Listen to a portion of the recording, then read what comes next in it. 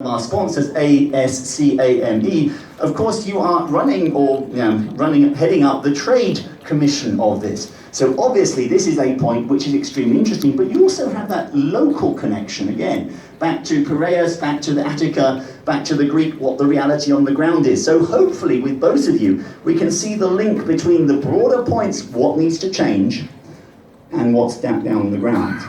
Now, I'm really going to hold this conversation in two parts. The first part is, what are the problems? What are the barriers? Why are we not where we want to be already? And the second part is then, so what does business think we should do about it? Can I start with you in that case, Vasily? What do you see as being the barriers to trade? What are the problems that you see as being in the way? Thank you very much. First of all, I would like to say thank you for inviting me. I'm a businessman and my hobbies are the rest.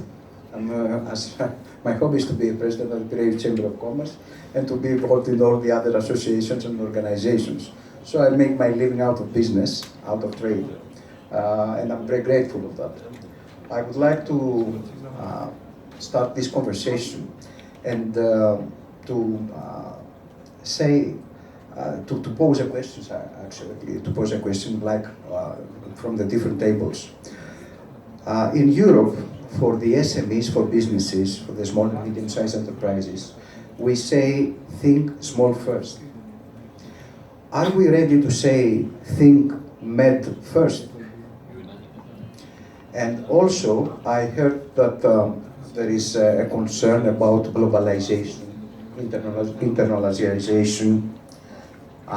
Certainly, globalization and internalization are good terms if they are benefiting the local societies and the national economies.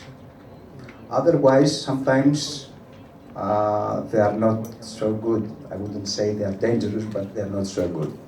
So I would like to introduce a new term.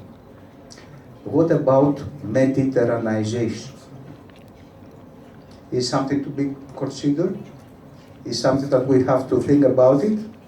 Are we ready to make thoughts and plans and roadmaps about Mediterraneization? And coming to the trade, of course there are barriers, and sometimes they are very difficult ones and very high obstacles. The tariffs, the non-tariffs, the duties, the surcharges, I would say sometimes the licenses rules, the import quotas, and I will give you one more that we had experienced the last 4 years in my country, capital controls, which is, I think, the worst of all, because you cannot be trusted from another country.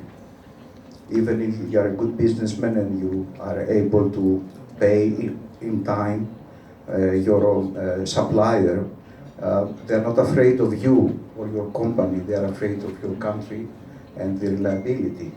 So this is a term that I hope that we will forget very soon, and I don't wish to any of my enemies ever to, let's say, live this kind of situations that capital controls impose to imports and exports. So, coming to the end, is always free fair, or fair is free? I think we have to find a solution to that as well. And I'm talking about trade. As far as relationship and integration of cooperation, I have a very good example.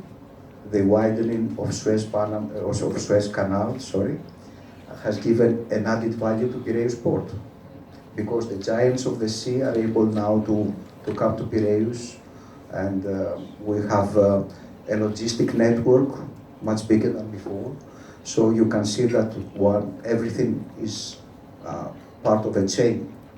And I really believe in cooperation in our area. Mediterranean is giving wealth to the region. And I'm ready to answer any other questions. Thank you very much. Thank you very much.